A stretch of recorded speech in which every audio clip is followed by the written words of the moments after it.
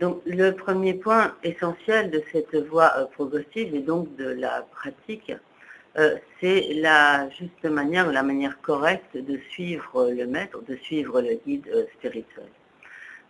Certains pensent que tout ce qui a trait à la manière de suivre le maître, cela appartient juste à la tradition tibétaine, mais en fait il n'en est pas du tout ainsi. Cela est très clairement exposé dans les enseignements du Bouddha, qu'il s'agisse des sutras ou des tantras. Donc la manière correcte de suivre le guide spirituel, le maître, est vraiment disons, la première étape absolument indispensable dans la pratique de la voie.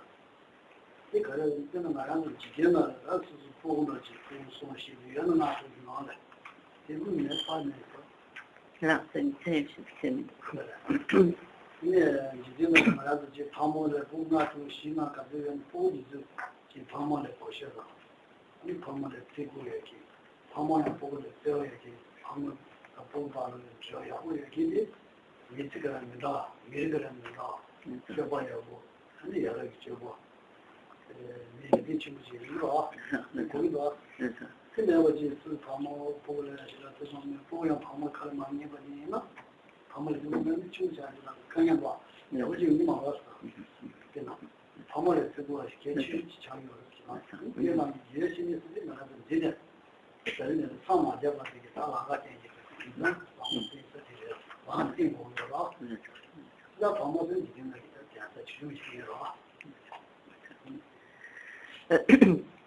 Pour comprendre en fait ce dont il s'agit dans cette qu'on appelle donc comme la dévotion au maître, ou donc suivre, se vouer correctement au maître spirituel, nous pouvons prendre l'exemple des relations entre des parents et des enfants. Donc imaginons une famille où les parents auraient peut-être 4 ou 5 enfants. Donc si ces enfants se comportent, écoutent leurs parents, s'ils se comportent d'une manière respectueuse vis-à-vis de leurs parents, qu'ils obéissent à leurs parents, et donc qu'ils agissent aussi de manière appropriée à l'égard de leurs parents, et que de leur côté, donc, les parents élèvent correctement leurs enfants, qui leur donnent de l'amour, de l'affection, etc.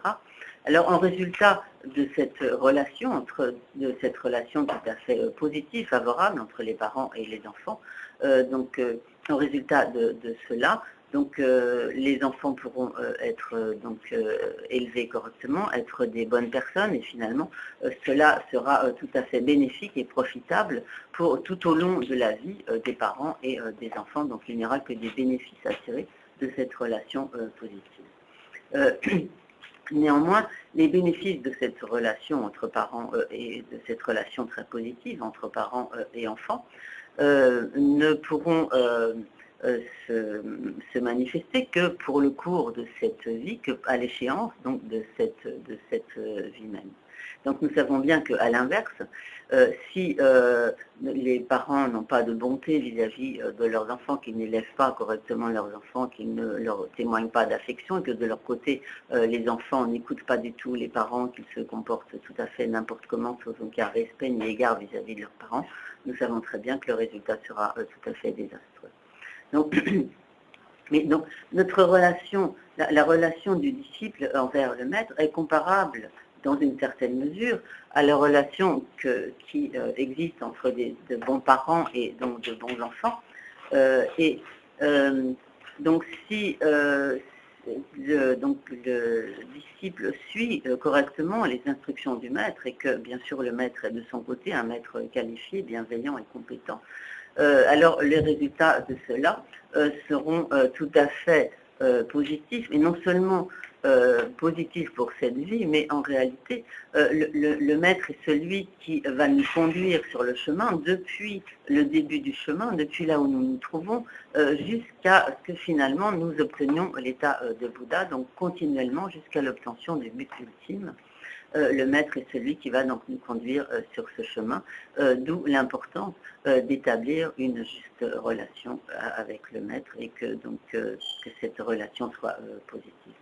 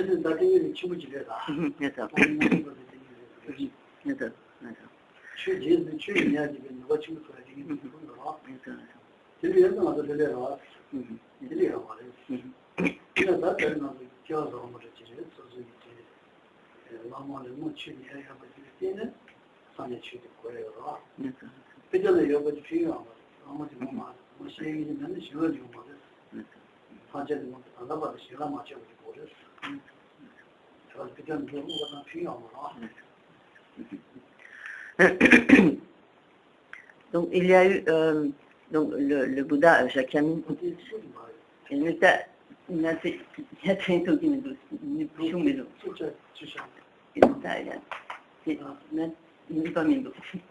n'ai pas la force de desserrer la vis, donc je ne peux pas remonter le micro. Merci. Merci. Oui.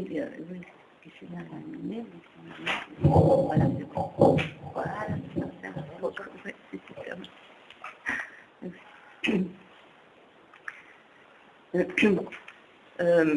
Donc le Bouddha Shakyamuni est venu en ce monde et donc il y a environ 2600 ans et il y a encore aujourd'hui dans ce monde des émanations des Bouddhas, des émanations et donc des arhats qui demeurent en ce monde. Néanmoins, nous n'avons pas la possibilité à présent d'entrer comme directement en contact ni avec ces arhats, donc ces êtres totalement libérés du cycle des existences, ni d'entrer directement en contact avec les Bouddhas. Et de sorte que celui qui pour nous représente le Bouddha et qui pour nous accomplit l'œuvre des Bouddhas, c'est notre maître spirituel. C'est à travers le maître spirituel que nous recevons donc les enseignements du Bouddha et c'est lui qui pour nous représente en fait le Bouddha et c'est à travers lui que nous pouvons recevoir toutes les bénédictions du Bouddha et également donc à travers les enseignements qu'il nous transmet. Même si nous, en l'absence du maître, même si nous lisons les textes, les enseignements, nous ne pouvons pas, juste à partir de la lecture de textes, parvenir à d'authentiques réalisations spirituelles. Il est nécessaire que, pour pouvoir obtenir ces réalisations spirituelles, nous puissions bénéficier donc comme des bénédictions ou de l'influence fortifiante du maître, de ces bénédictions qui parviennent jusqu'à nous à travers le maître, depuis une lignée ininterrompue, depuis le Bouddha Shakyamuni jusqu'à notre maître actuel.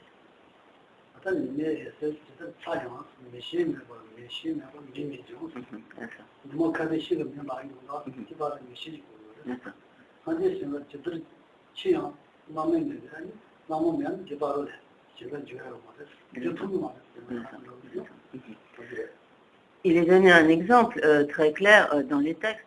Donc, de la même manière que en l'absence d'une loupe, donc d'une loupe, les rayons du soleil, si chauds soient-ils, ne peuvent pas embraser donc, le bois ou les brindilles.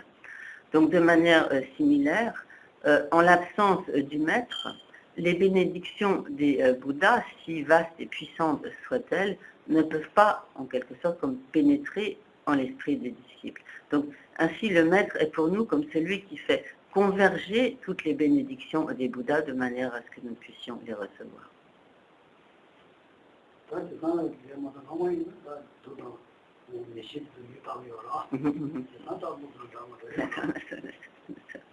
Donc, bien sûr, cet exemple de la loupe est donné dans un contexte où autrefois c'était pas si facile d'avoir de la lumière, il fallait allumer le feu, etc. Donc aujourd'hui nous avons l'électricité, toutes sortes de systèmes de chauffage, etc. Néanmoins, cet exemple vaut toujours dans la mesure où si l'on interpose une loupe entre un soleil chaud et le soleil et des brindilles, donc les brindilles vont toujours s'enflammer.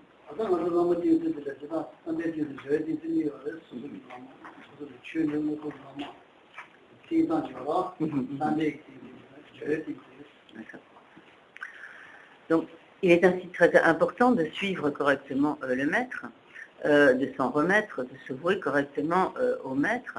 Et se vouer au maître revêt deux aspects principaux, à savoir suivre le maître par la pensée et suivre le maître par les actions.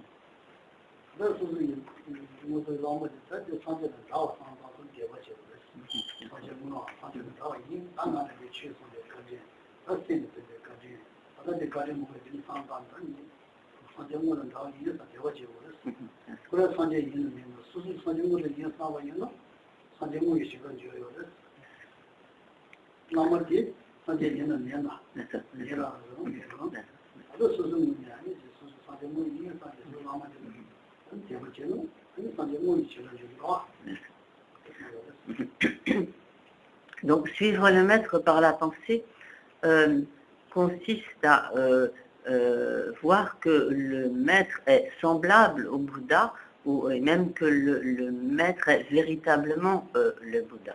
Et en considérant le maître de cette manière, donc en suivant ainsi le maître par la pensée, et donc ainsi en ayant foi en le maître comme s'il était véritablement le Bouddha, en le voyant comme étant véritablement le Bouddha, grâce à cela, à travers le maître, nous recevrons directement les bénédictions du Bouddha.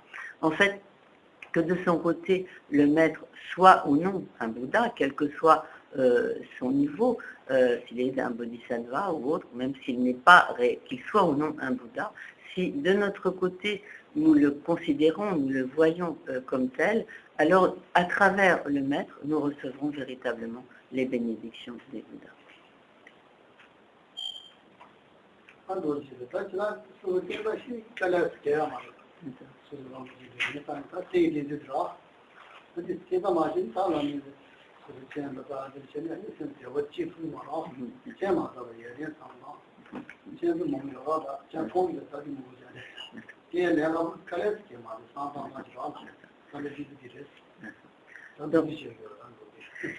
Donc en bref, cette manière de s'en remettre au maître, de suivre le maître par la pensée, cela ne présente pas de difficulté, c'est une manière de penser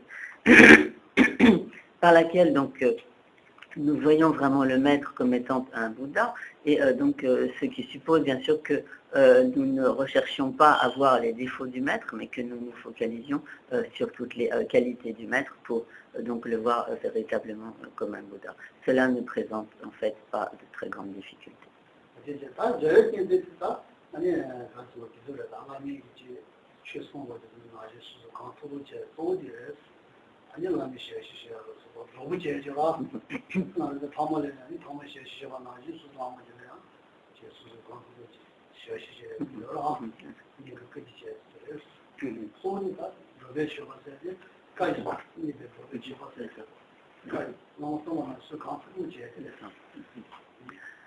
Pour ce qui est de suivre le maître par les actions, comme par la conduite, cela consiste principalement à suivre les instructions du maître, ou comme il est dit également, comme donc à faire au maître offrande de notre pratique, c'est-à-dire de suivre les conseils, les instructions du maître, de nous appliquer à la pratique conformément à ces instructions, de sorte que ainsi qu'en quelque sorte on peut faire offrande de sa pratique au maître.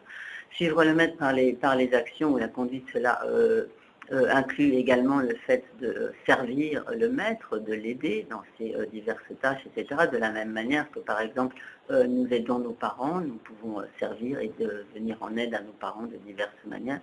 Donc, suivre le maître par les actions inclut également tous les comportements par lesquels nous, donc, par exemple, nous lui faisons des offrandes matérielles ou nous le servons de diverses manières.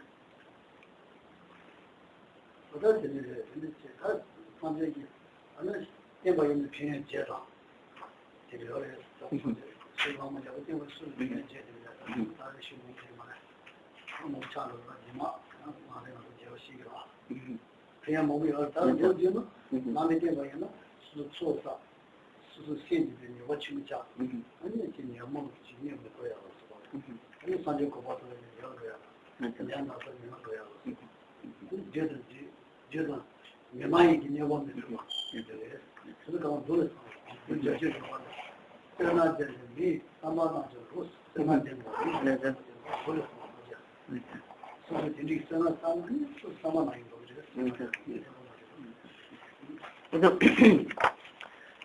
si l'on suit le maître d'une manière, correcte, de cela découleront de très nombreux bienfaits.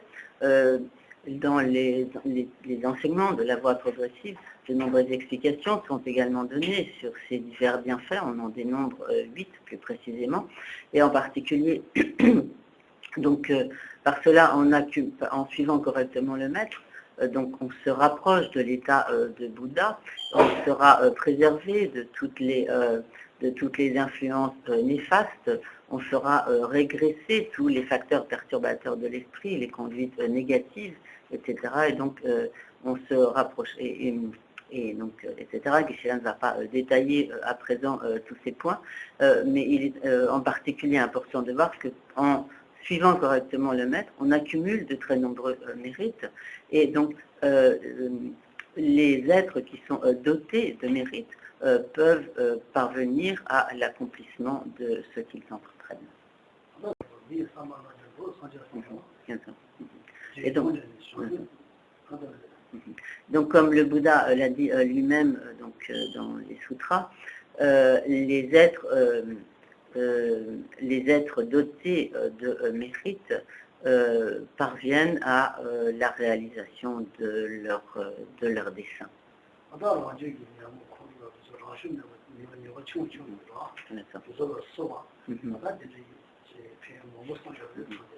Et donc parmi les bienfaits qui découlent du fait de suivre correctement le maître, notamment tous les facteurs perturbateurs de l'esprit tels que la colère, la haine, etc. Tous ces facteurs perturbateurs s'amenuisent.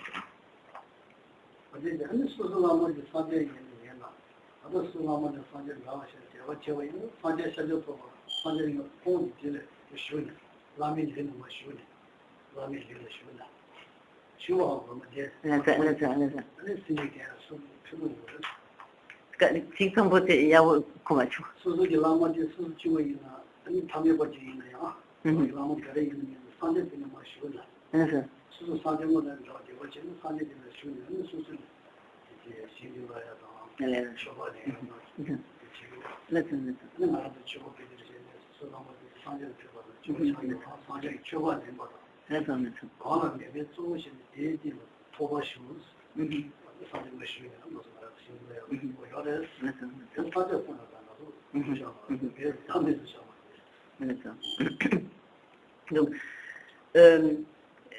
ainsi, lorsque nous voyons le maître comme étant indissocié du Bouddha, donc grâce à cela, nous accumulerons de très nombreux mérites. Et pour ce faire, par exemple, nous pouvons penser que le Bouddha est comme absorbé, se fond dans notre maître spirituel, notre maître, de telle sorte qu'il devienne comme totalement indissociable. Et ainsi, lorsque, par exemple, nous faisons des offrandes ou à notre maître, faisons des prosternations, etc., toutes les actions positives que nous accomplissons avec foi donc dans notre maître, vu comme étant indissocié du Bouddha, c'est comme si toutes ces actions positives étaient accomplies directement à l'égard du Bouddha.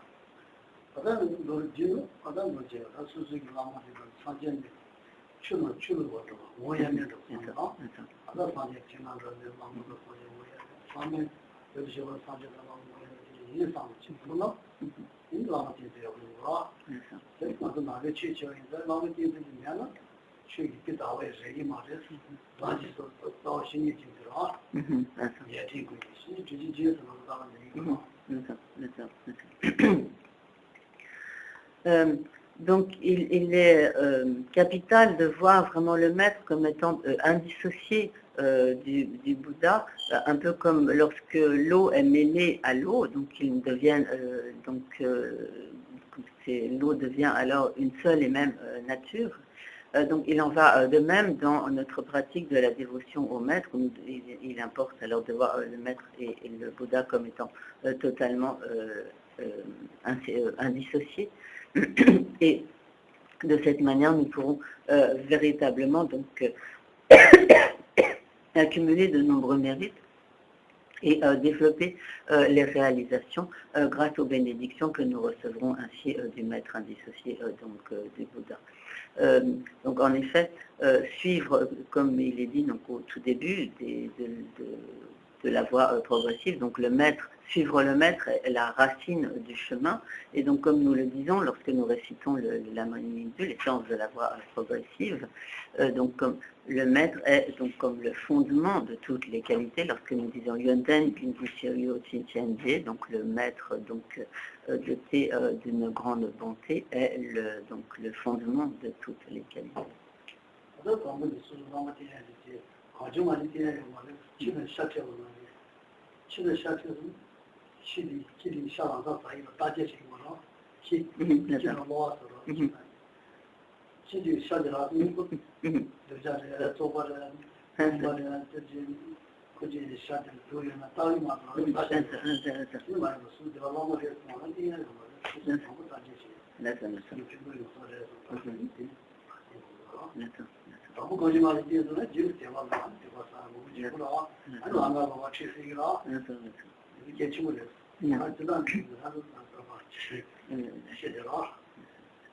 Donc, encore une fois, tout cela est expliqué dans les enseignements du Bouddha, et ce ne sont pas simplement des inventions, des fabrications des maîtres tibétains, mais ce sont vraiment le fondement, la base donc, de la racine, suivre le maître est réellement la racine du chemin.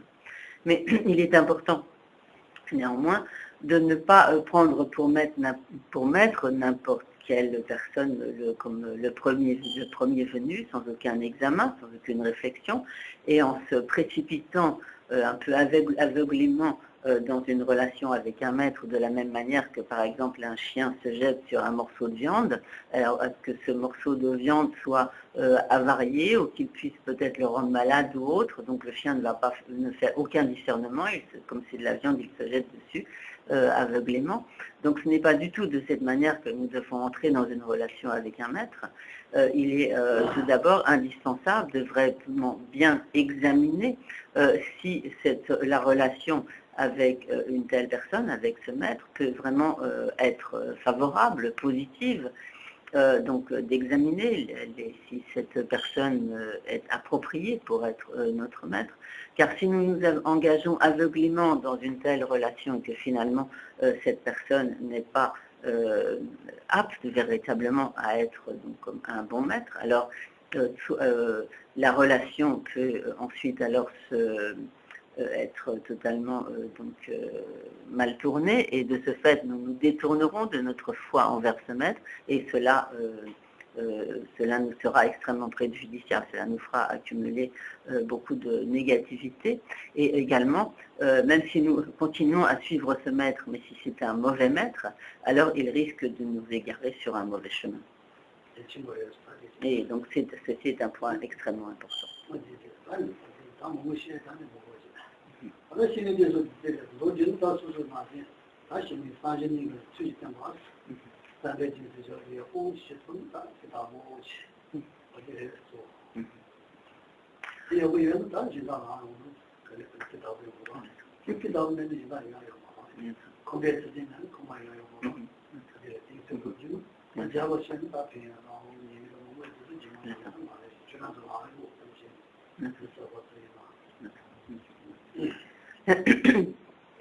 Donc encore une fois, cette juste manière de suivre le maître, tout d'abord de le suivre donc principalement par la pensée, en le voyant comme étant véritablement comme un Bouddha et en ayant vraiment foi en lui.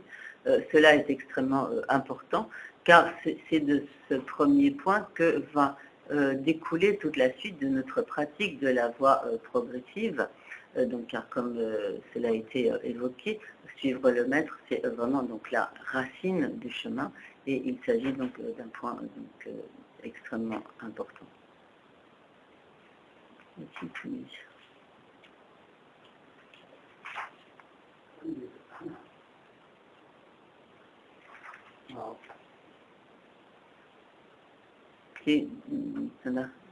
Si je dis ça, ça n'est qu'un sympathie.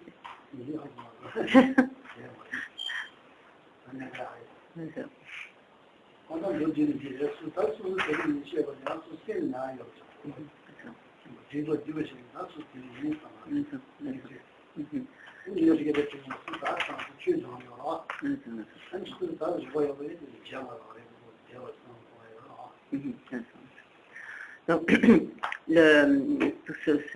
ce point est très développé donc, dans les textes de la voie progressive, notamment donc, tous les bienfaits qui découlent du fait de suivre le maître et tous les inconvénients de ne pas suivre le maître ou les inconvénients de ne pas suivre correctement le maître, etc.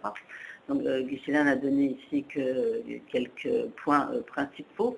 Donc, il est important d'y réfléchir, de les garder à l'esprit et également donc d'étudier les enseignements de la voie progressive de manière plus approfondie. Nous avons toutes les capacités intellectuelles nécessaires pour cela. Donc, il est important de réfléchir, d'approfondir ces points, de réfléchir, de les méditer.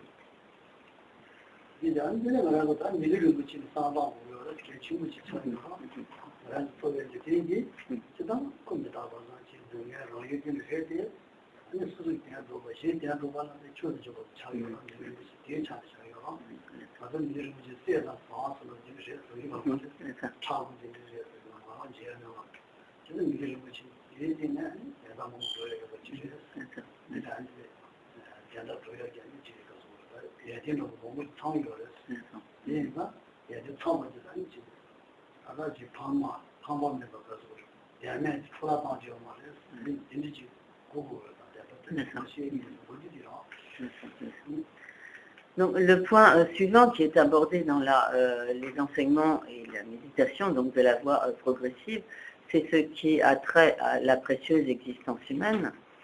Donc, une existence humaine, telle que celle que nous avons obtenue donc, à présent, est certes de nature fragile, elle est, elle est impermanente et donc nous ne la garderons pas éternellement.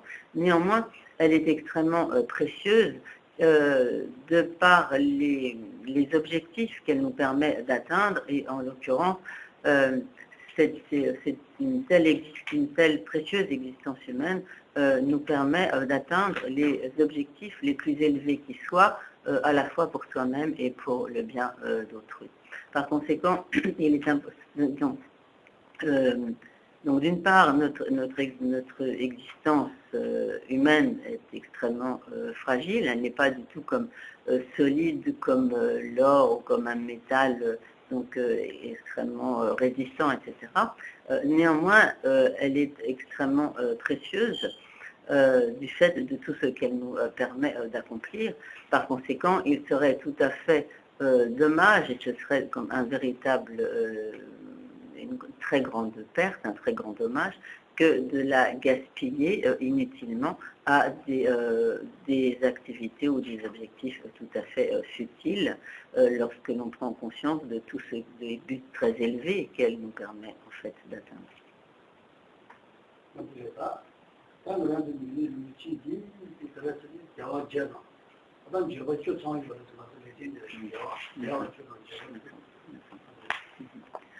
Donc, en particulier, donc, cette précieuse existence humaine dont nous sommes dotés possède 8 libertés ou 8 disponibilités et elle possède également, comme dit, attributs ou qualités particulières.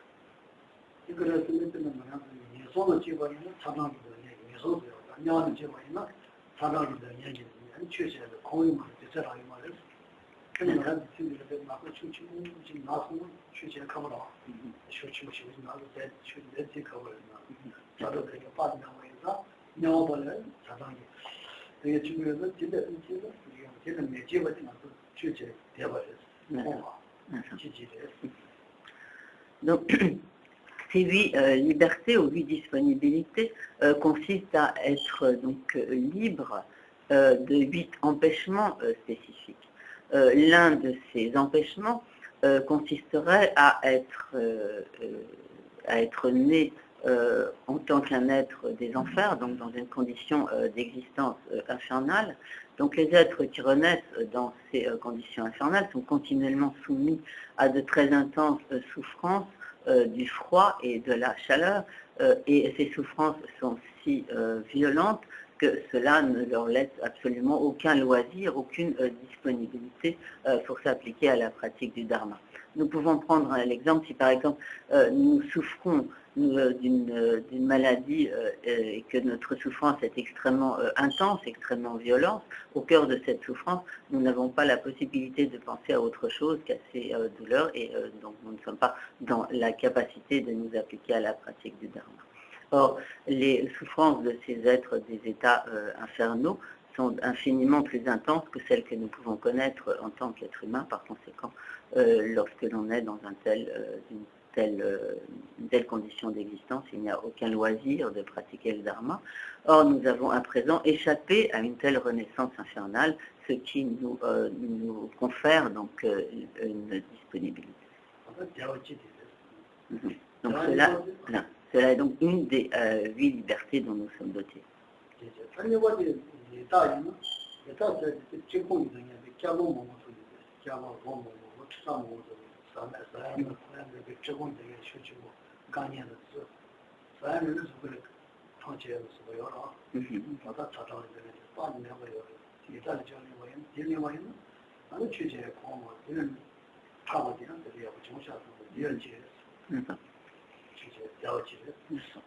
Un autre empêchement dont nous sommes donc libres, c'est l'empêchement qui consisterait à être né en tant que, donc, on appelle des prétas, donc comme esprit avide ou famélique.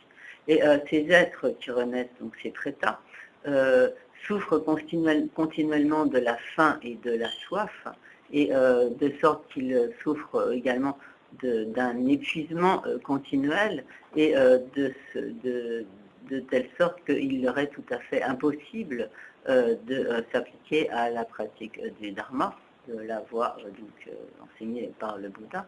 Or, nous sommes libres également d'une telle renaissance.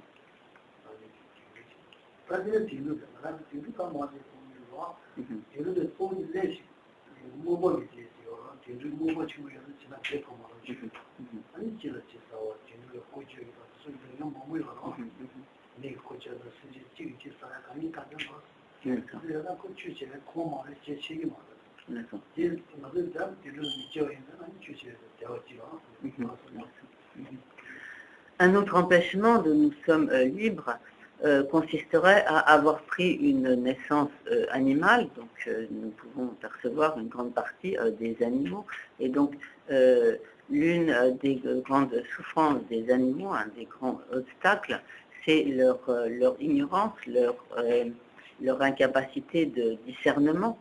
Et donc, bien sûr, les animaux ont également de très nombreuses autres souffrances. Ils souffrent notamment donc de la faim, de la soif. Ils souffrent de s'entre dévorés, et ils souffrent également considérablement à cause de tous les tourments que leur font subir les êtres humains en les exploitant, les utilisant de diverses manières. Et donc, ainsi, les animaux ont de très grandes souffrances. Or, et donc en particulier la souffrance comme de l'aveuglement ou de l'absence de discernement. Or, nous sommes libres d'une telle renaissance.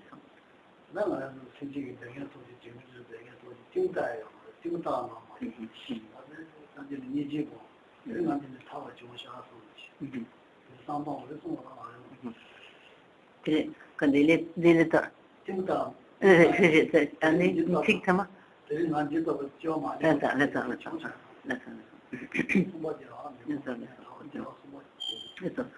donc, nous avons souvent l'occasion de voir divers documents qui nous montrent toutes les formes de souffrance du monde animal. Il est important que nous ne regardions pas simplement ces scènes simplement comme un spectacle, comme quelque chose qui serait sans relation avec nous, mais lorsque nous voyons, donc c'est là qu'il serait important de se dire, donc, quelle chance que je n'ai pas pris une telle renaissance et que je sois à présent libre d'une telle renaissance et donc doté d'une précieuse renaissance humaine.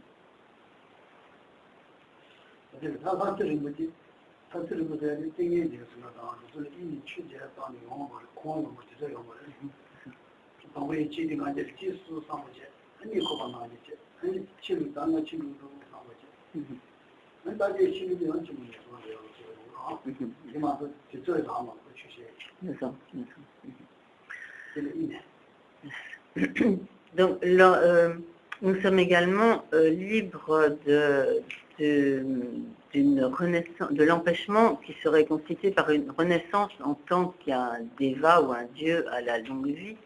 Donc, ces êtres que l'on appelle donc les dieux à la longue vie, ce sont comme des êtres célestes. Ce sont des êtres qui ont effectivement une vie très longue, mais qui ont simplement conscience du moment où ils naissent, et ensuite toute leur vie, si longue soit-elle, se passe dans une sorte d'absence de pensée, comme une sorte de sommeil, et finalement, lorsque leur vie prend fin, ils ont juste conscience qu'ils meurent, et donc ils ont seulement conscience de naître et conscience de mourir, et tout le reste de leur vie s'écoule dans une sorte d'état d'inconscience, comme dans l'inconscience du sommeil. Et lorsque leur vie prend fin, généralement, ils vont reprendre des renaissances dans des états d'existence inférieure. Or, nous avons à présent également échappé à une telle renaissance en tant que donc déjà à la nuit.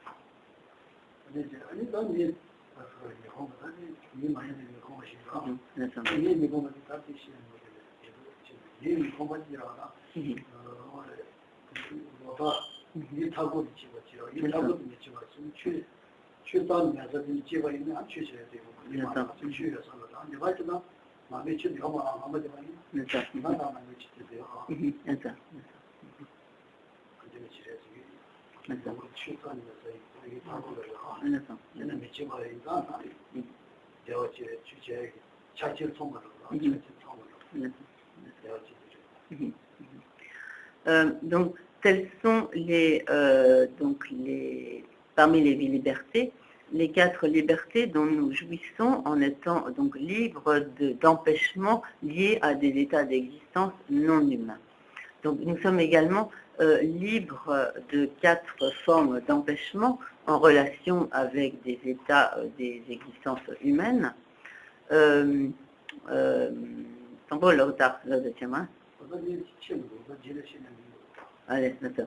Donc en particulier,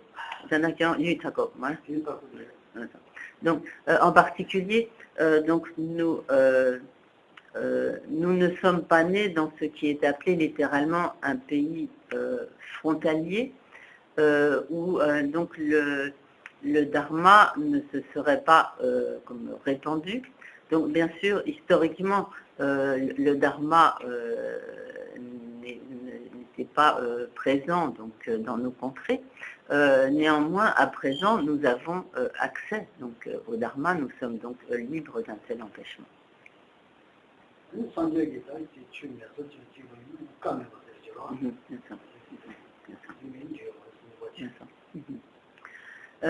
Donc également, il y a, nous pourrions avoir pris naissance là où, comme dans une période où la parole du Bouddha, c'était quand même pas tu la cinéma, dans une nous aurions pu également prendre naissance lorsque la parole du Bouddha est totalement absente de ce monde,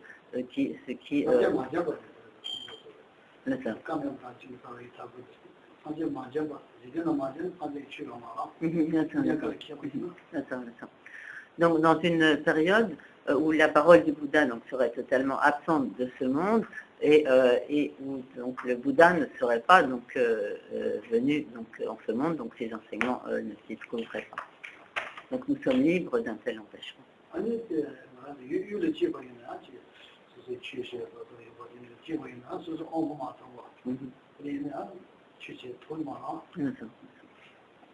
Mais nous aurions pu, donc, nous pourrions naître, par exemple, donc, dans un pays où il y a accès aux il y a donc accès aux enseignements du Bouddha, mais où nous pourrions, par exemple, être avoir des facultés sensorielles gravement déficientes, ce qui ferait que ce qui nous empêcherait finalement d'avoir accès aux enseignements du Bouddha, même s'ils sont présents là où nous vivons.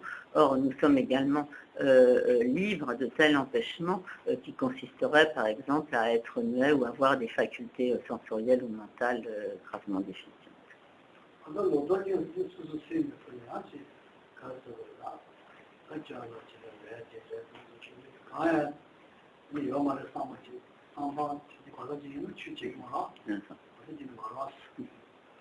Nous sommes également libres de l'empêchement qui consisterait à entretenir des vues fausses, telles que, par exemple, affirmer qu'il n'y a pas de vie passée, de vie future, affirmer donc qu'il n'y a pas de relation de cause à effet de relation de cause à effet des actions, donc qu'il n'y a pas de loi du karma qui fait que donc, les actions positives entraînent le bonheur, les actions négatives entraînent la souffrance, etc. Donc, si nous entretenions de telles vues fausses, cela constituerait donc un obstacle, un empêchement. Or, nous sommes libres de telles vues fausses.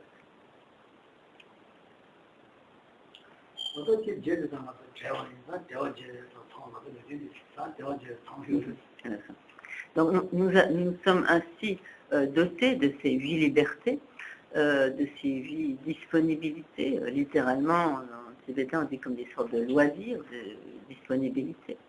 Mais nous sommes également dotés de 10 attributs ou de 10 qualités.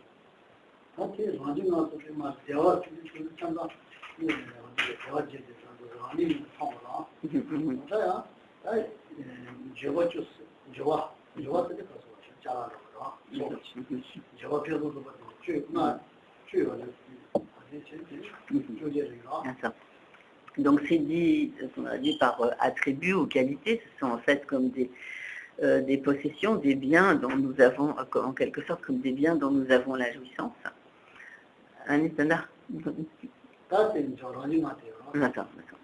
Et donc ces 10 attributs ou qualités sont distingués tout d'abord en 5 attributs personnels et donc 5 attributs autres que ceux qui sont directement liés à notre personne.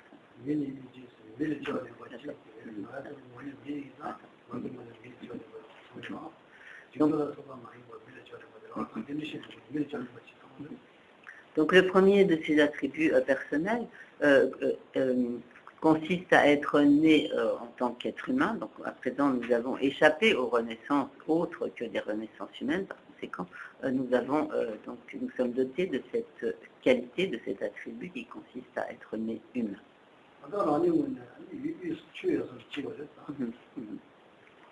Donc, en tant que deuxième qualité ou attribut, nous sommes nés dans ce qui est appelé donc un pays littéralement central, comparé donc par opposition au pays dit frontalier où il n'y a pas de possibilité d'accéder au dharma.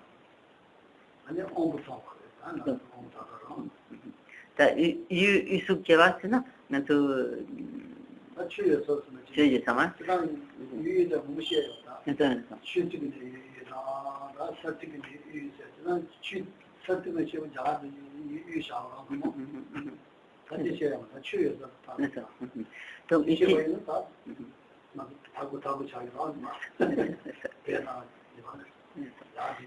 Donc, lorsque l'on dit donc être né dans un pays central, cela se réfère donc essentiellement au fait d'être né en un lieu où l'on a accès aux enseignements du Bouddha, aux enseignements du Dharma.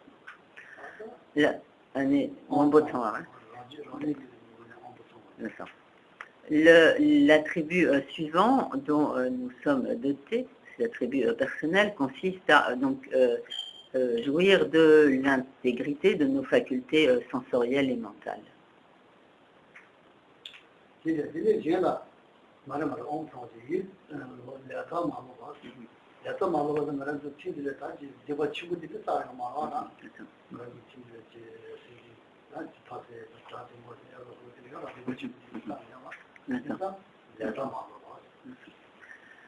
Également, un autre attribut personnel consiste à n'avoir commis aucune des 5 actions qui sont appelées comme des actions extrêmes, telles que par exemple des actions qui consisteraient à tuer son père, tuer sa mère, ou donc avoir accompli des actions extrêmement négatives.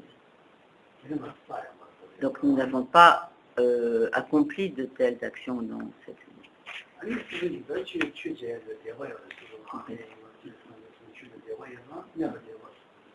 Et enfin, le 5e attribut est constitué par le fait que nous avons foi dans les enseignements du Bouddha, dans les enseignements, par exemple, de la voie progressive et autres.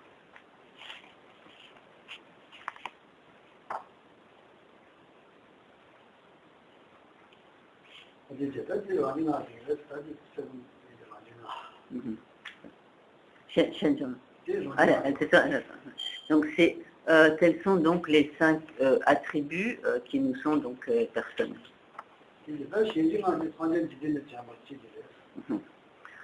Pour ce qui est donc des attributs qui sont comme donc extérieurs à notre personne, c'est donc d'une part le fait que nous nous trouvons dans une période où le Bouddha est venu en ce monde.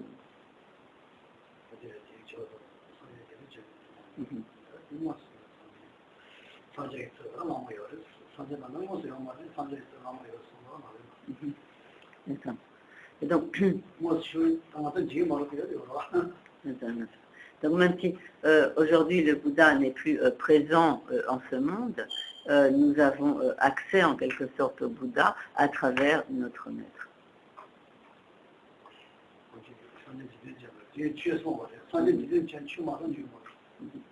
Donc le 2e attribut extérieur est constitué par le fait que donc, non seulement le Bouddha est venu en ce monde, mais en outre il a enseigné le Dharma. Il a littéralement ce qu'on dit comme fait tourner la roue du Dharma, donc il a prodigué ses enseignements.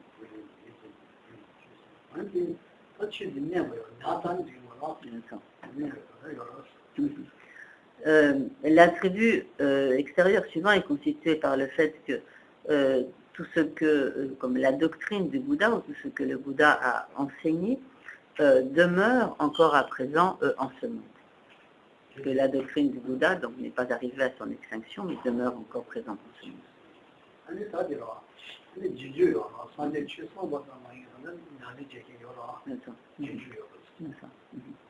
Et ensuite, donc, non seulement les enseignements du Bouddha demeurent en ce monde, mais il y a encore continuellement des pratiquants, donc des adeptes des enseignements du Bouddha qui sont engagés donc, dans la pratique des enseignements du Bouddha.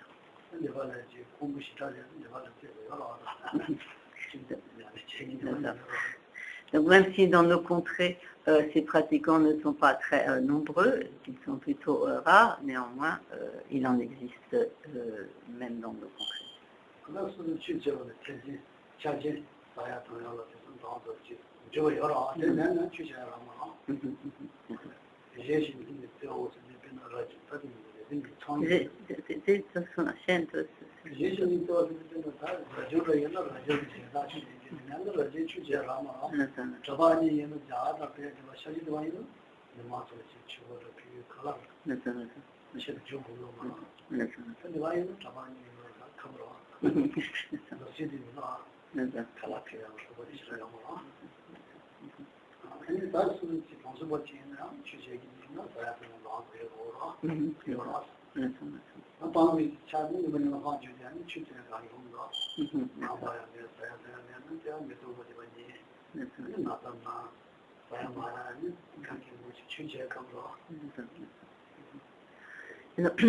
Le dixième, donc le cinquième attribut extérieur, donc le dixième de l'ensemble de ces attributs, est le fait que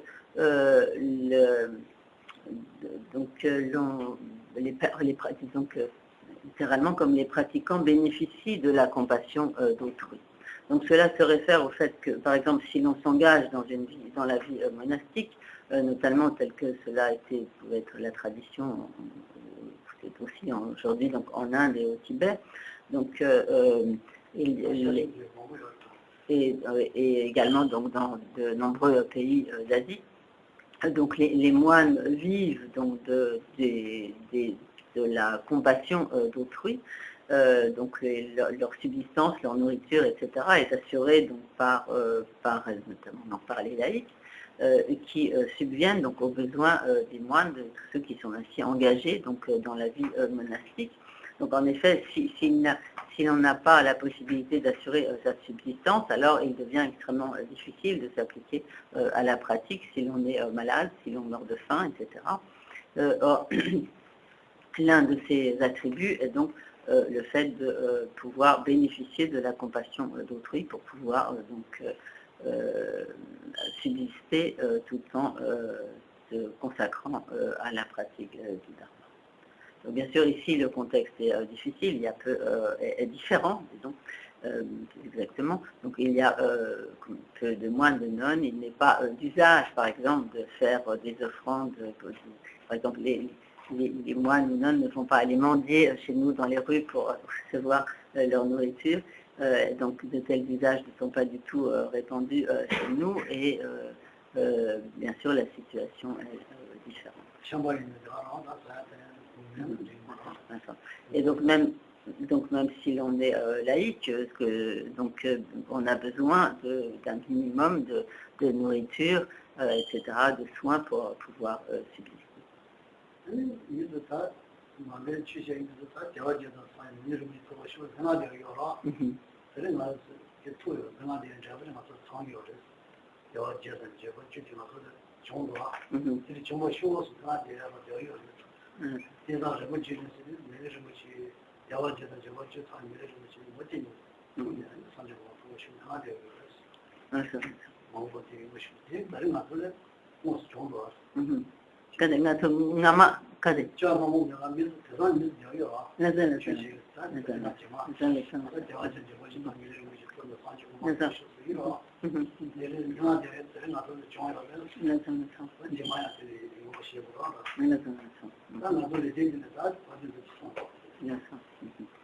Donc, parmi les pratiquants, donc, effectivement, nombreux sont ceux qui prient pour pouvoir obtenir une précieuse renaissance humaine qui soit dotée de ces 8 libertés et de ces 10 attributs. Or, nous avons très certainement émis donc de tels souhaits, de telles prières dans le passé, et nous avons également accumulé les causes nécessaires donc, pour cela, et grâce à cela, nous avons obtenu à présent cette précieuse existence humaine dotée donc, de ces 8 libertés et de ces 10 attributs. Et donc par conséquent, il est important que nous fassions à nouveau ces mêmes prières pour pouvoir dans le futur retrouver encore une précieuse renaissance humaine dotée de toutes ces libertés, de ces attributs, de manière à ce que nous puissions poursuivre continuellement notre pratique en progressant toujours davantage jusqu'à ce que nous puissions finalement atteindre le but ultime de l'état de Bouddha. C'est bon?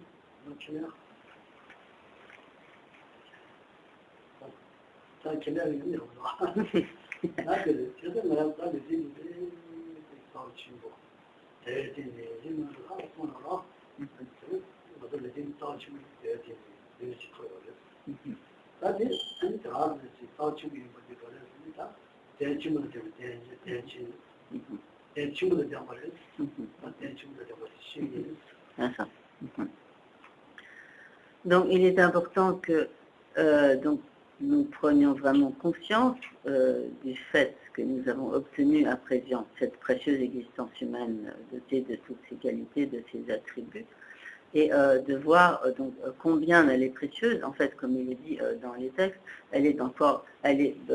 cette précieuse existence humaine a beaucoup plus de valeur, est beaucoup plus précieuse que le plus précieux